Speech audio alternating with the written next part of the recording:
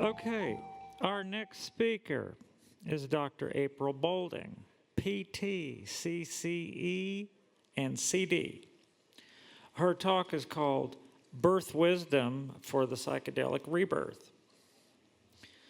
Dr. April Boulding is co-author of Pregnancy, Childbirth, and the Newborn, is a women's health physical therapist in Seattle. She holds a doctorate in physical therapy, is a Maya abdominal therapy practitioner, childbirth educator, birth doula, author, and speaker.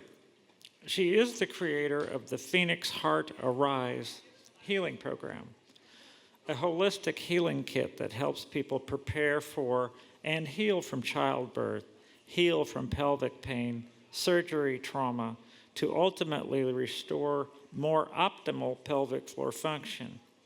Now there's handouts being passed out on her behalf right now. So let's welcome Dr. April Boulding. Thank you. Thank you. Thank you, everybody, for sticking around even though it's lunchtime. I love it that you're here. Thank you very much. Can we give a round of applause to the Portland Psychedelic Society for doing this?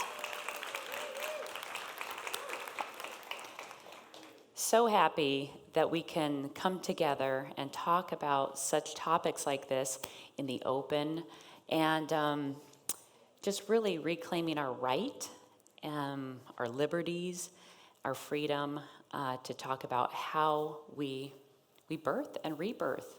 And today I am going to talk about, I'm coming to you from the birth side of things. I've worked in childbirth for 19 years as a childbirth educator and birth doula. So I accompany women and parents to the portal of birth.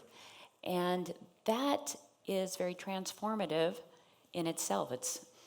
And when this psychedelic journey, this renaissance came around with psychedelics, I saw so many parallels that that were apparent from my lens of birth that I really wanted to come and share some things with you about that. I refer to the psychedelic rebirth really meaning like some mystical states that we can get into. I'm not talking about microdosing. I'm talking about more of this rebirthing when we have these great big awakening experiences. So yes, I'm a physical therapist. I specialize in women's health, so pelvic floor and abdominals, mostly perinatal, but work with a lot of survivors, and those clients of mine are the catalyst to coming to this movement because of the potency and the potential to heal that trauma. So let's start with transformation, because I'm here to draw a parallel between how transformative birth can be and how, as we know, that psychedelic journeys can be very transformative as well. But I'm really gonna bring it home to a cautionary tale to the psychedelic movement to not cage that movement within the medical model only. I think we're getting a theme of that, aren't we? Yes, because we're in Revolution Hall, and that's what we're doing here, people. That's right, that's it. Okay, so transformation, some words of that is like initiation, right? A rite of passage, a hero's journey where we go in one way. We have to go into the underworld, the unknown, the mystery, right? And we gather helpers along the way, and then we come out transformed on the other end. And in childbirth, certainly birth is happening with the baby coming through, but the maiden goes in and the mother comes out. Okay, same with, a transformation to fatherhood, but less intense. The mother really goes through the fire. I'm probably gonna say mother a lot. I do mean birthing parent, whatever, however somebody identifies. There's room for it all.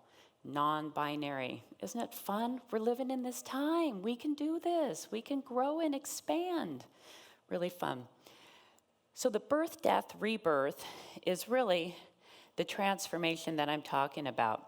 So symbols of this, butterfly medicine holds transformation, right? A caterpillar starts out much different than a butterfly.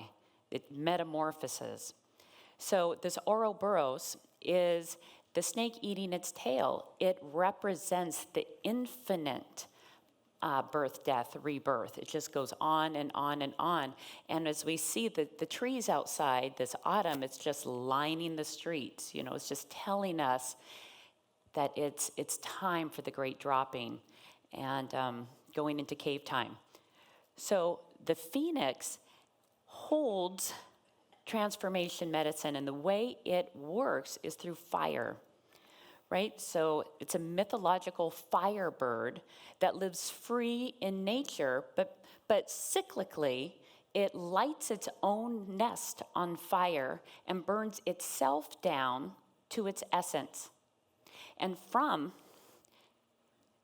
this strikes me, it's like willfully, volitionally lights the nest on fire, goes down, and then after that purification, it emerges transformed, renewed, it rebuilds.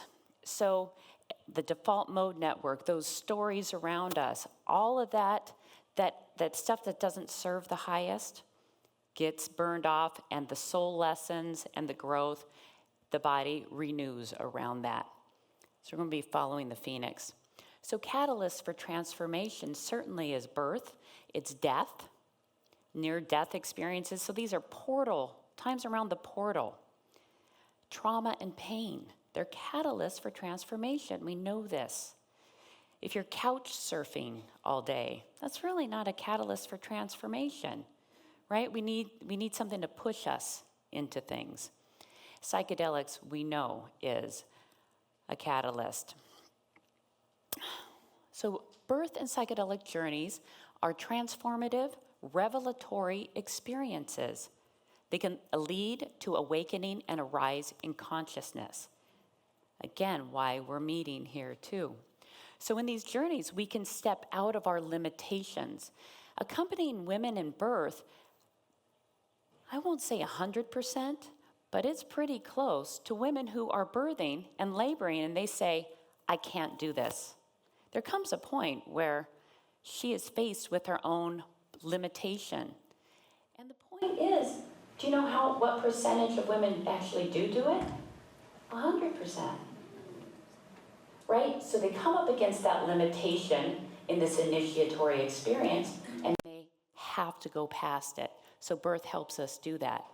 And if you're on a psychedelic journey and said, I can't, well, you're in. You're already in. So you're gonna do it, right? So these journeys, we can step out of our default mode network, which is really very useful for us and humanity for us to do this and light up our brain with a transformative experience. The matrix, we step out of this third dimensional construct with all its distortions for a little while. We step out of this dimension a bit, like the fourth dimension is time, right? When we're in a psychedelic journey or in childbirth, linear time does not correlate very well. We're past that. We're in a different frequency, different dimension. So it's important to disrupt what we think is in these journeys. And it's important to do that every once in a while. We can't be birthing a bunch of children every time we want to do such things, right? But it's important that to recognize what's happening. I think we know this more in the psychedelic world, but in birth, we don't know it as much. Like the time, for instance, they say the most dangerous tool or technology to be introduced into the birth room is the clock. Because everybody else who is not in the birth zone, who is not in that extraordinary state, they are going by linear time. They're in a different dimension. than this person who is birthing, who is rocking, who is working in the flow, in that peak state. So, and I just like saying this, it's normal. It's normal, like non-ordinary states, flow states, transformative states, it's normal. It's built into our life experience. So we need to learn how to work with it, and it's been interesting. I'm going to take you through some slides that show you what beautiful physiologic normal birth can look like, and then I'm going to show you how it's been caged in by the medical model. All right? So here is a woman at home, laboring at home. She's wearing what she wants to wear. She checks in with her safety. She's at home. She can express herself however she needs to. Having a doula, having a helper there, a loved one, in your own setting, in your own space, getting tended to beautifully, lovingly. This is a picture where we see a birthing woman at the center. All the care providers, we have 2 midwives here, a partner and a friend that have all turned inward toward her. So I picked this picture because I took it and because she is illuminated. She is the center of our care. Very important. This is a woman who is working hard in labor. Her partner is behind her, holding her as this intensity, like lightning, flows through her. And I'm going to read you a quote about a woman talking about working with her contractions. And I want you to just listen with both ears, the psychedelic mind of things as well as the birthing mind. So, a woman says of her birth, "In the last few hours, I stopped carrying the contractions, and they carried me. The only way to deal with the enormity of the sensation was to dive right into it, let it fill me up. And I felt it everywhere, as if I were a flame. I was awesome with the power of it, as big as the sky. I really couldn't see or hear anything. All of my senses seemed to become one intense vibration through my body. I can see why people describe it as pain, but it's so much more than that. It is a magnificent pain, an extraordinary out-of-body sensation, a humbling one. I knew I was a vessel for this wild journey to life, and I focused with all my might on being open and strong. I felt incredibly special to be capable of generating such physical power. It bolted through my body, and sometimes I felt like I was outside of myself, like a fraction of a second behind it, dazzled by it. It's strangely difficult to embrace such sheer perfection. I can hardly believe that it was me, little old me. But at the same time, I realized the oneness of everything, the power that moves all of us, and we all share it. I've never been so in awe of creation and nature. It wasn't just seeing lightning, it was literally feeling it in my bones." Here's Tom with the weather, right? That's right. Can we have some good birth stories? How about that? Some normal, beautiful, transcendent experiences. They're there, you know. This is a picture, it's kind of hard to see. The reason why it's kind of hard to see is because it's like it has all of this grid work of crystalline prismatic rainbow light in this room. Hard to explain. I mean, we have the lighting, the backlighting too, but it was just a spiritual moment that you can't even put your finger on that was just captured in this picture. And not all the pictures look like this, but this one happened to be just capture it in just the right way. It's just something bigger going on here. And then the moment of birth.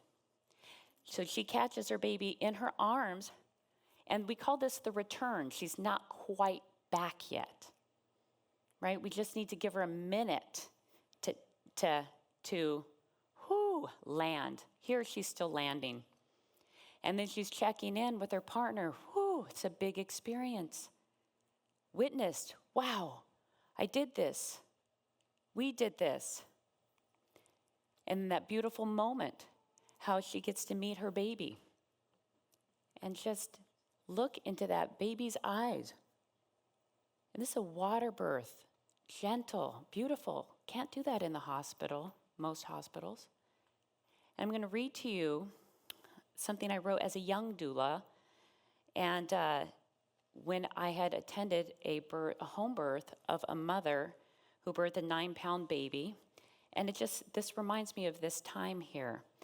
And I said, we were all witnesses to this awe-inspiring rite of passage that this mother had just moved through. She was resolute, wise, yielding, confident, and strong throughout this process. And here she was, just barely on the other side of it, still wind-blown and not fully touching this earth, holding her 9-pound baby girl, radiating her light, pride, joy, and inner peace. This is who Grace met as her mother.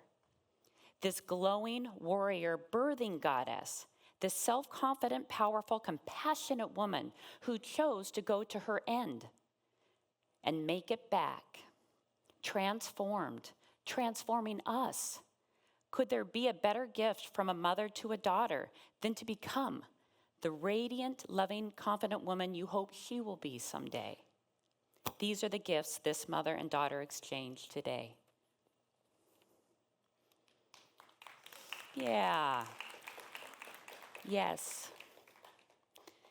And then to have, to greet this baby, to just settle in to this, wow, I just had a baby, and can I just have a moment to kiss a baby instead of that baby being whisked away and weighed and cleaned and tended to,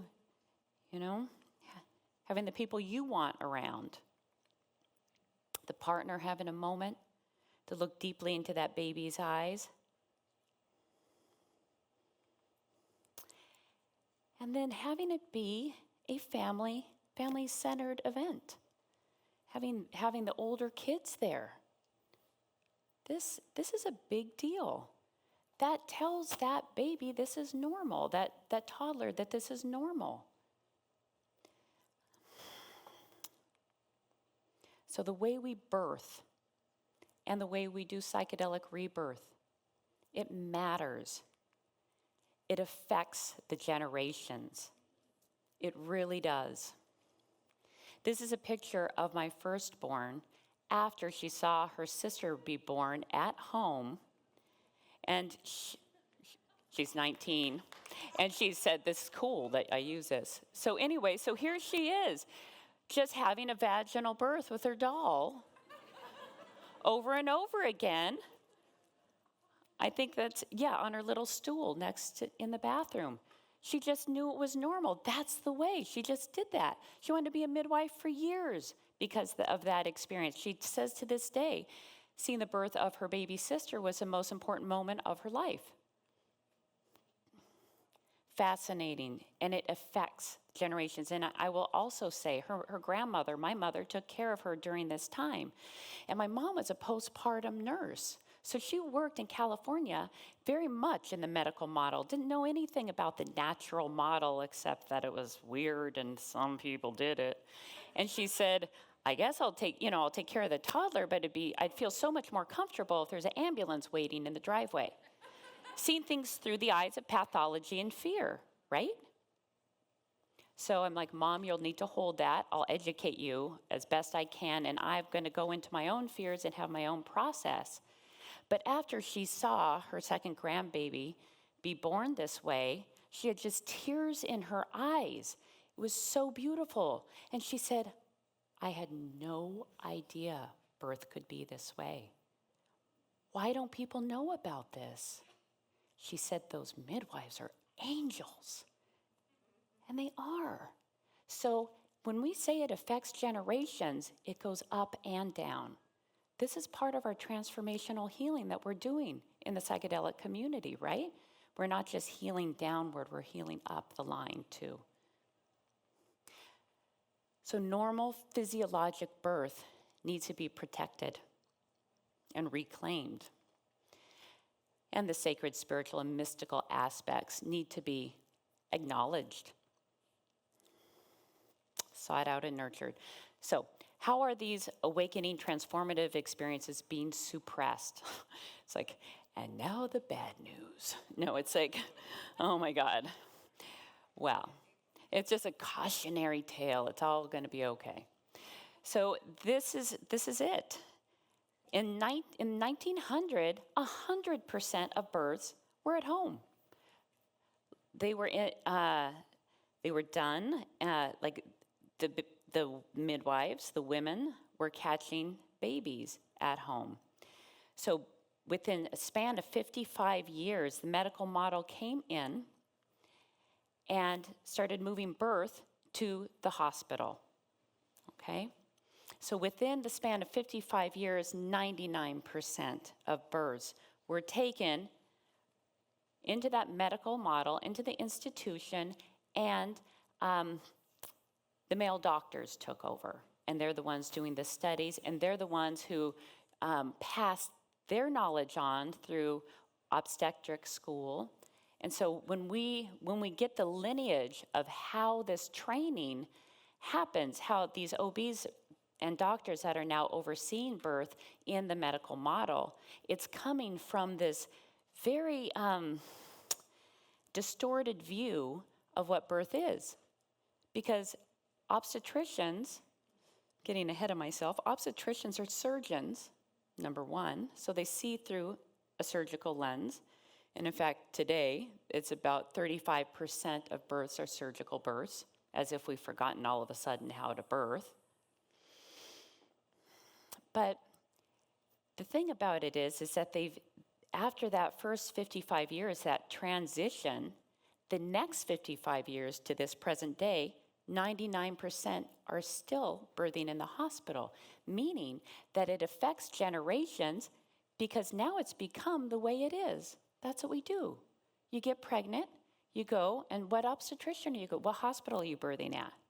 See how it's just subversively capturing us in the medical model. We don't even think about it these days. We're in Portland, so we're probably thinking about it. Some of us are thinking about it. Anyway, so what's the set and setting of an institutionalized birth, medical birth? It is an authoritarian, patriarchal, hierarchical model, placing the institution and the doctor at the center. It really is. So normal interventionist birth is the norm, interrupting the natural normal process of physiologic birth.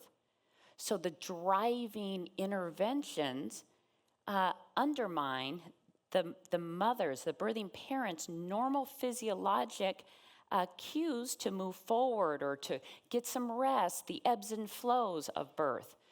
It's driven by clock, how many beds, it's just the way they know how to do it. And I've talked to obstetricians about this, and I am not against the medical model in the sense that we need their help too. We can have some balance, but we are in imbalance right now, okay? And in all fairness, doctors and obstetricians are not trained in normal physiologic birth. They're just not. They just never see it. They're trained in the hospitals. So they don't know what it's like to labor sit and have a woman just breathe for 6 hours and then being in the room, you know? And us doulas, these on the ground level, like we're there with every breath as needed, unless we need a bathroom break, but then we're back. So instead of us being doulas, we're belas a lot because we just have to allow space to have it flow the way it's flowing, okay? So the medical model sees birth through the lens of fear, pathology, and potential lawsuits. And the lawsuits have trained them that if something bad happens, the question is always, well, what did you do about it? Well, we put on the machine that goes ping. So if they didn't do anything, it makes them look more liable that was irresponsible. undermining language. The doctor delivered the baby. Oh yeah, the doctor that delivered my baby. So we start saying it. No, I really believe you delivered your baby, and maybe that doctor came and caught it at the very last minute. Can we get a yes? Cut it out. It becomes our language. Institutionalized racism and bias are well documented, and it really needs. We're really in a pickle here. It really needs to stop. Conditioning and reinforcement of patient compliance. So you do it the hospital way. Well, this is when you get the Pitocin, and this is when you get the epidural. It's just a matter of course. And fewer people are taking childbirth education classes beforehand to prepare. They're not reading books very much anymore. It's about testimonials, like from their friends. They're talking, and then online. So this model, childbirth model, does not trust women in birth. It doesn't. How about that? That says a lot. And furthermore, we've got to make sure the psychedelic model trusts people. Right? I really want us to let that deepen. We can have screening, like Angela was saying, we can have screening. We need some guardrails to keep us safe. But we're not trying to not have these challenging experiences, right? We are here to work through some of that. So we need to trust people to be able to rebirth in their own way. It's not just about trauma either. I'm getting ahead of myself. We don't want to pathologize psychedelic medicine either. Just like birth has been pathologized. Something can go wrong at any minute. We need the hero person, the one who has the white coat to save the day. You know, is that the same thing with the medical model of psychedelics? We've got to be really careful. So all of this subversive power and the awakening of the birthing parent and the partner. And I just say in a bunch of words, it's hard as a doula to try and maintain that sacred spiritual aspect of things in the face of this loud environment. So, hospital birth is sold to us as it's safer fetal outcomes than other first world countries. We're the worst. That it's cleaner in the hospital, it's not. That it's patient-centered care, it's not. And that it's the way to birth. That's an illusion. That's where it's so exciting meeting here when we're all about maybe breaking down some illusions, going past the stories of what we're inheriting, because that's not right. So this is a slide basically saying that the U.S. is the worst in infant mortality. All right. So I was going to show you this Monty Python's Meaning of Life, Miracle of Birth sketch. But instead of showing a video with the whole AV madness that could go on, I'm just going to give you a couple pictures of this. So this is kind of relevant today. Here's a mother who's birthing. It's like more of a sterile environment, lights, and like no one's paying attention to the mother, right? They're looking at the hospital administrator who decides to pay a little visit, right? And so they had to make sure all the machines, turn on all the machines, so they can impress the administrator. And he says, I see you have the machine that goes ping. Why, yes. Carry on, he says, And then it's time to birth, and there's just all these people start looking in. We think about birth progressing kind of like a natural, normal birth, like kind of progressing, like needing some space to be in the zone, to allow that baby to move down. And then when everybody is looking at a woman's private area, that can really cause everything to stop, right? I mean, this is something. They already kicked the husband out. He's like, I'm the husband or the father. They said, oh no, you're not qualified to be in here. So anyway, it's a 4-minute sketch. I really highly recommend it. It's good. Showing the shadow side. Remember, there's some really good parts about the hospital birth. I don't want you to think I'm against hospital birth. It has its place, but I really am exposing the shadow side for the benefit of the psychedelic movement so that we don't fall into these pitfalls, okay? So in terms of childbirth and the postpartum care, we don't have integration. And a big talk about in the psychedelic movement is integration. We think that's really where it's at, and we do have that right in the psychedelic movement. So postpartum, the mother's seen one time, 6 weeks postpartum. It's sometimes a very cursory appointment, like, oh, cesarean scar, looks like you're healing fine. Any questions? All right, green light, all is well, you're discharged. Okay? You know what I'm talking about if you've done this. All right, and I am a women's health physical therapist, so I do see that there can be some potential continuity of care if the mother were routinely referred for some rehab of the pelvic floor and abdomen post-birth, like in other first world countries. Couldn't we have a little bit of specialized care? Yes, because older, like the older generation of women now, they call the uterus the most endangered organ of the body. Why? If it's hanging down, cut it out. You don't need it anymore, right? What if we just attended to it post-birth and help this rehab instead of just ignoring women and paying attention to the children only after the birth happens? See, we drop women from care. She's this warrior birthing goddess who's been through this major experience, right? And people like, come meet the baby, come. And they're all focused on the baby. Oh, look at that baby, looks just like the daddy. And here she is, like she's not even being seen, recognized for having gone through this tremendous transformation. So this mirroring, the sacred mirror that the community is giving her is not telling her that she did this important transformational work or that, wow, it's amazing. You're a mother now, but you have all this responsibility and everything that's negative that goes with it. She's went through something badass and should be seen for it. Yeah. So, no formal integration. Except if she had a doula, maybe there's one meeting afterward. Maybe there's 2 meetings. Parents have to fend for themselves for support groups usually, unless a community has set something up. And it's really grassroots, see, because it's just like this huge gap in care. How are we taking care of each other? Like, I'm doing this alone?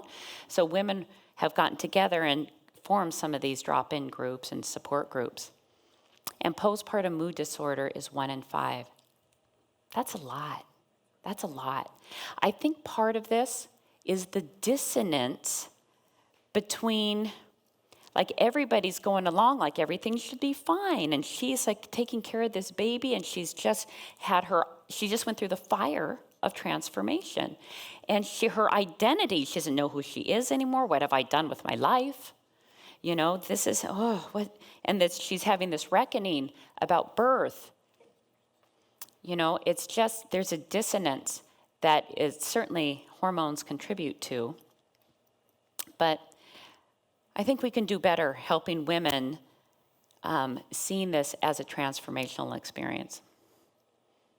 So we don't want psychedelic healing and journeying to be caged in one model like birth is. All right, this is what I say we need to protect the psychedelic rebirth from replicating the mistakes that we've made in childbirth. We need to protect this from replicating our societal racism, sexism, classism, sizeism, homophobia, and privilege in this movement. Right? We need all of these. Okay, and we don't want to pathologize psychedelic medicine. Just by calling it medicine, we think something needs to be healed. That's not always the case. We all have transformations to do, but maybe we're just seekers. Maybe we just want another way to find a door to transcendence. Maybe that might lead We don't know where the white rabbit leads. That's the whole thing.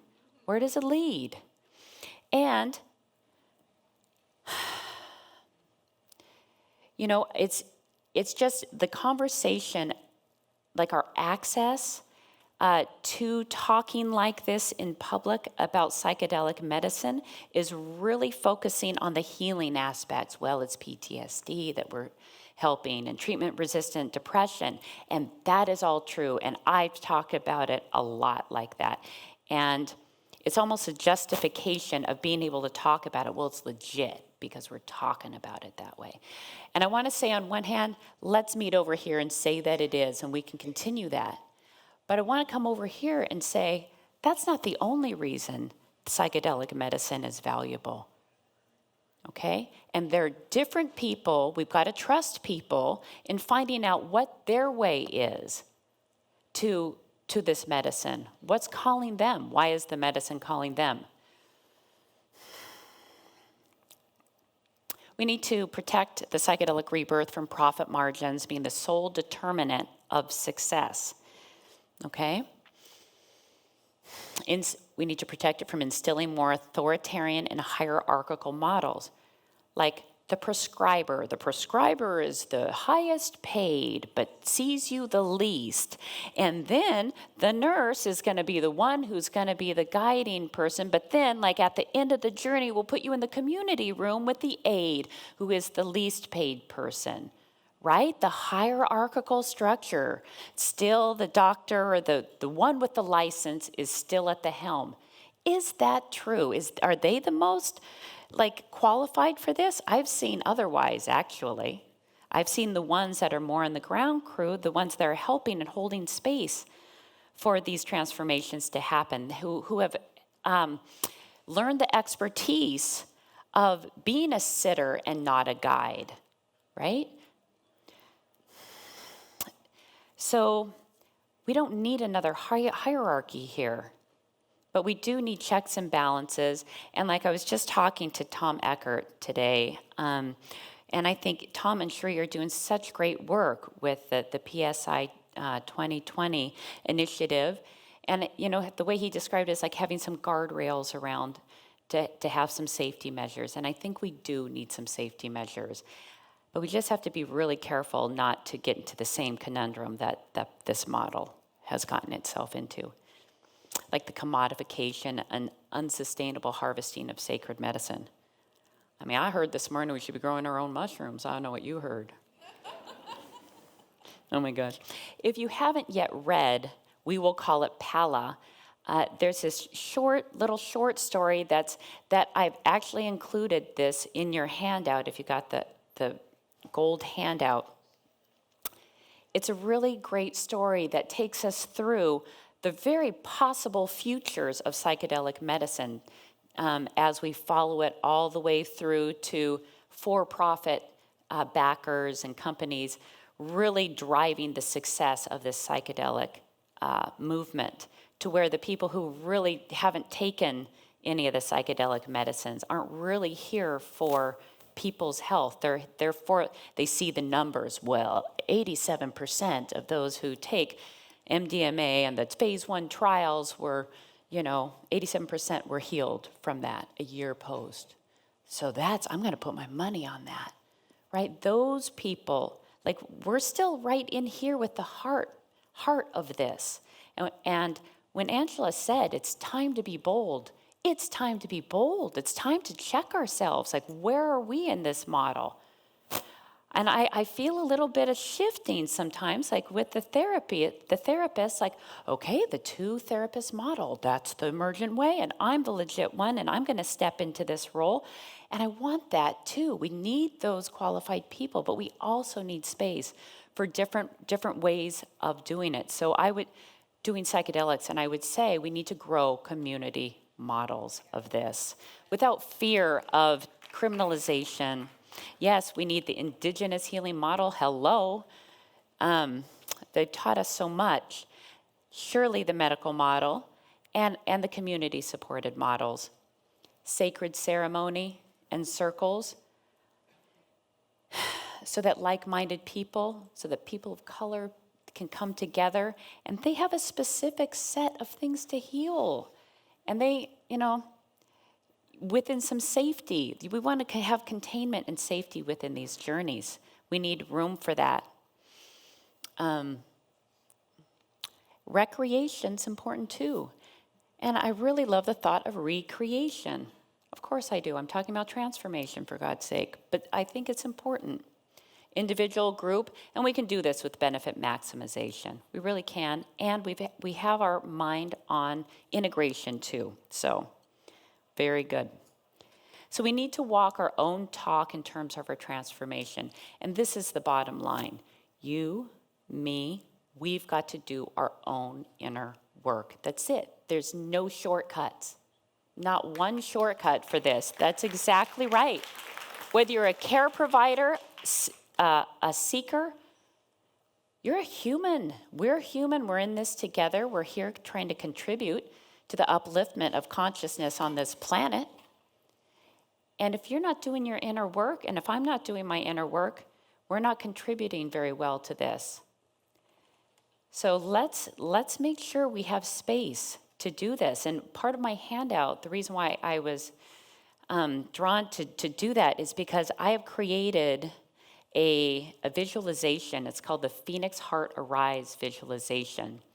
And it's a 55-minute visualization that takes you through becoming aware what's in your body and releasing and burning systematically what doesn't serve you, and then reorienting yourself like a phoenix, right? Coming back together within this intelligent matrix of optimal function to emerge transformed. It follows that phoenix.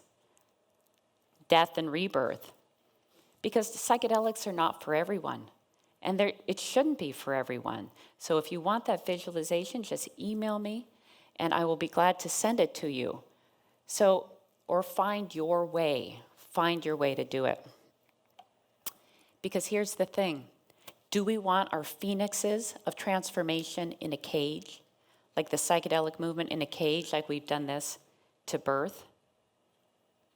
Where we're taking FDA approved, government approved, designer drugs with a playlist that's evidence based. Is that how we want to do this? Or do we want to light our phoenixes on fire? We want ourselves on fire to burn that shit all down, right? That is it. And we don't need it. It's a holy purge. I'll call it the holy purge. I don't have any problem with that. Cry open our third eye, find a way to see clearer, and lose the stuff that doesn't serve us. Because we don't have time to go through the generations with this anymore, do we? The time is now. And we're all sitting here in Revolution Hall because we're like a big choir, a little symphony in here. And I appreciate that. And we got to do our work so we can emerge transformed and raise a consciousness together. And the more of us that can be running that unitive field and that higher way of being, the more we're going to affect this planet and each other. So thank you very much. Thank you. Thank you. Aw, thank you. I don't think we have time for questions, do we? We're right at time. I will be back with Angela Ward and Meg Heather Ford in 2 hours. We're going to, like in an hour. We're at the panel. And we're going to talk about birth and psychedelics more, and we'll have time for questions. Thank you so much for being here. Thank you.